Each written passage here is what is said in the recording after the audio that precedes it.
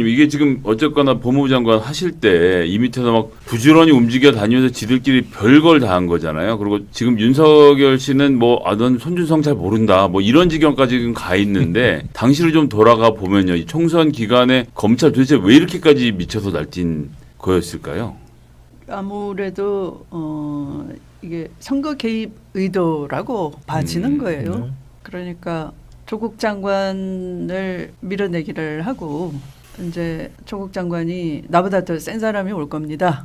예언처럼 이제 하셨는데 내가 들어가니까 아까 말씀처럼 중간에 자기네 스파이가 될 사람 반부패 비서관 청와대에 넣고 법무부에는 법무부 차관을 박형철이나 이런 사람이 들어가고 싶다라고 막 로비를 하고 다니다가 안 됐단 말이에요. 그때는 이미 윤석열 검찰의 위험성을 다 인지를 한 상태단 말이에요. 네. 제가 들어가서 이제 인사 준비를 하게 됐죠. 그리고 바로 이제 인사로 윤석열 사단이 혁파가 되는 거예요. 그러니까 이제 혁파라고 말씀하셨는데 사실은 그 당시로 다시 돌아가 보면 네. 윤석열 씨가 공안 책임자도 특수부로 앉히고 형사 책임자도 특수부로 앉히는 등 인사 전횡을 한 것을 좀 정상화하신 그렇죠. 상황으로 봐야 되겠죠. 네. 예. 그러나 이걸 어떻게 다 알고 했지? 깜짝 놀랐다는 거 아니에요. 네. 그래서 이제 대대적으로 저항을 하면서 언론을 동원하는 거예요. 윤석열 씨가 그 당시에 지방을 순회를 해요. 아, 예, 한창 예. 그 코로나 초기에 중국을 2월 14일 차단을 해야 된다라고 막 하고 있었던 중에, 그러니까 1월 20일 그 무렵부터 코로나19가 이제 국내에 알려지게 돼서 좀 위험하다라고 알려지게 되잖아요. 근데 갑자기 검찰총장이 그 무렵부터 네. 지방 초도 순시 일정을 막 잡아서 돌아다녀. 그래서 부산고검을 2월 초에 가게 돼요. 구정을 앞두고. 그때 이제 이동재, 백승우하고 만나서 그 당시에 부산 고검장이 차장이 차장이, 한동훈인데 한동훈이었죠. 한동훈이 이제 내일 윤석열 오니까라고 하면서 먼저 찾아 내려온 기자들하고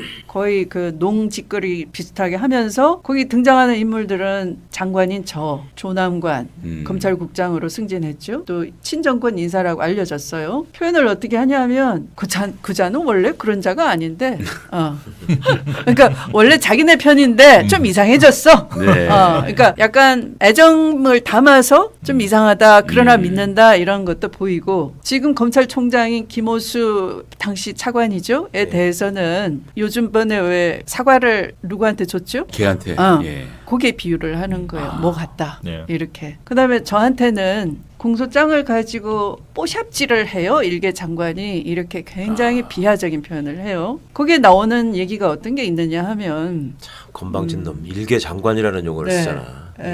라임 사건을 언급을 하는데 라임 같은 이 서민 다중 경제 피해 사건에 대해서는 윤석열 총장이 제대로 지휘를 하고 있는데 장관이 그걸 막는다라고 네. 표현을 해요.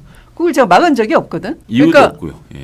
그냥 그건 라임 사건이 이제 수사를 자기들 열심히 하면 되는데 사실은 나중에 보니까 거기에 남부에 있는 그 정권범죄 수사를 했던 실무자는 이게 정치 사건이 아닌데 위에서 자꾸 정치 사건 시각으로 만들어 보라는 통에 죽겠다는 거였어요. 나중 보니까. 그러니까 원래는 빨리 피해 보전을 막아야 되고 원래대로 수사를 하면 되는 건데 이걸 경제사범처럼. 예. 네. 원래 경제사범이니까. 네네. 근데 이걸 정치사건화 하려고 하면서 한편 언론에다가 터무니없는 거짓말을 하는 거예요. 장관이 수사를 막고 있다. 아니 장관이 무슨 수사를 막고 있어요. 어떻게 막아요? 또 막을 방법도 없지. 장관은 검찰총장을 경유하지 않으면 이래라 저래라 할 수가 없는데 수사 지휘가 안 되는. 검찰총장이 안 들으면 그만인 것이지 내가 어떤 행동도 한 바가 없고 그때는 그냥 아니 라임의 리을도 언급을 하신 적이 없어요. 그냥. 무슨 라임 사건 같은 사건에 수사팀이 더 필요하다 그러면 무조건 파견 승인을 다 해줬단 말이에요. 그런데 그렇게 터무니없는 걸 나중에 녹취록에 들어있다는 걸 보고 네네. 제가 기가 찼어요. 아, 이때부터 이미 프레임 전쟁을 작전을 하고 했구나. 언론을 통해서. 그래서 그때 다시 기사를 다시 봤어요. 그랬더니 송삼현 남부검사장하고 총장하고 둘이 만나가지고 나를 막 뭐라고 하면서 그러더라도 우리는 수사 열심히 합시다 뭐 이런 게 있어요. 직보를 했다고 그러거든요. 송삼현이. 네. 그래서 이제 나중에 보면 오히려 저한테 대해서는 윤곽근이 나타나도 그러니까 야당 쪽 정치인은 나타나도 수사 보고를 생략했던 하고, 것이고 안 하고. 총장이 직보를 받아서 핸들링을 다 했던 거잖아요. 그렇죠. 그래서 나중에 제가 그걸 감찰 조사를 하게 되잖아요. 그래서 네, 그랬죠. 이 술자리 사건이 드러나게 되는 네. 거죠. 그 감찰 결과. 그러니까 그 술자리 드러나면 윤석열 씨 사과한다 그랬는데 아직 사과가 안 되고 있죠 지금. 그 술자리의 막내 검사가 바로 손준성 밑에서 그렇죠, 이 이번에. 청부고발 문건을 작성했다라고 이름 알려진 임땡땡 검사가 있는 거죠. 그리고 그러니까 그분이 저기 판사 사찰 문건 작성도 같이 한 분도 그럼- 고발됐던 당사자고. 그러니까 이게 한 통속 이게 범죄를 같이 저지른 집단을 감싸기 봐주기를 했던 것이 다 사태가 진상이 파악이 되잖아요. 그런데 왜 영장을 손준성 영장을 기각을 하는 겁니까? 수많은 사건의 연결고리인데. 최영욱 대표님 왜 기각을 하는 겁니까? 일단은 뭐 저는 기각됐지만 거기서 이제 범죄 혐의가 소명되지 않았다라는 말을 못 쓰고 있다는 거에 주목하고 있고요. 재청구를 얼마든지 할 수 있다라는 점, 그러니까 이제 이 방송을 보시는 분들이 뭐 그 기각 자체로 뭐 사건이 망가졌다라고 생각하시는 건 너무 속단이다라는 말씀을 먼저 드리고 싶고, 그러니까 법원이 가지고 있는 뭐랄까 그 안타까운 버릇이랄까 무슨 더 심한 말을 해주고 싶은데 어쨌든 그런 게 있잖아요, 장관님. 왜 일반 서민들에 대해서는 굉장히 가혹하죠. 형식적으로 판단하고 굉장히 가혹하게 영장을 발부해. 근데 뭔가 사회적으로 주목을 받는 사건이 생기면 그렇게 인권 친화적이고 항상 그렇게 구속 요건을 엄격하게 따지고 그런 적이 잘 없어요. 그러니까 이번을 계기로 또 법원 특유의 그 이상한 호승심이 발동하지 않았나 하는 생각을 지울 수가 없고, 저는 이제 그 장관님께서 말씀하시는 그 라임 사건 말씀을 듣다가 지금 문득 생각난 게 있는데, 이 친구들이 이제 계속 끊임없이, 그러니까 뭐냐면 얘들 생각은 뭐든지 자기가 살아온 방식으로 세상을 보잖아요. 그거야. 그러니까 이제 장관님이 사건에 개입할 것이다. 왜냐하면 그전 법무부 장관은 늘 무시로 사건에 개입했거든. 그리고 청와대에서도 늘 사건에 개입했고. 근데 이제 그런 프레임을 늘 작동시켜서 언론을 설득하기가 쉽다는 걸 알아. 옛날에 그래 왔으니까. 그러니까 이제 라임 사건도 되짚어 보면요, 그때도 똑같았어. 그때도 맨 처음에 나온 기사들을 잘 보시면 그 청와대 행정관 출신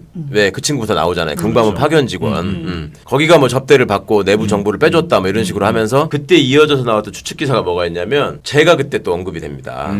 청와대 행정관인데 제대로 공직기강 비서관실에서 조사를 하지 않고 그 문제가 인지를 했는데도 감찰을 안 해가지고 봐줬다. 이 기사가 잠깐 나와요. 근데 그게 그때 그 사건이 터질 때는 이미 그 친구는 금감원으로 복귀해서 청와대에서 감찰할 대상이 아니야. 그리고 청와대에서 감찰을 한다고 하더라도 공직기강 비서관은 원래 청와대 울타리 안에 있는 사람들을 감찰하는 거지, 바깥에 나간 사람에 대해서는 감사원이나 총리실이나 청와대 굳이 따지려도 반부패 비서관 소관이에요. 그러니까 이제 그게 확인되니까 그 얘기가 사라집니다. 그 얘기가 사라지고 난데없이 이제 장관님이 수사를 방해한다. 그다음에 이제 김봉현 진술에서 뭐 강기정 정무수석한테 돈 준 게 나왔다. 그러니까 얘들은 그거를 계속 이렇게 장관님과 청와대와 뭐 이 돈과 이런 커넥션으로 계속 만들고 싶었던 거예요. 그렇죠. 예, 근데 그게 어그러졌지.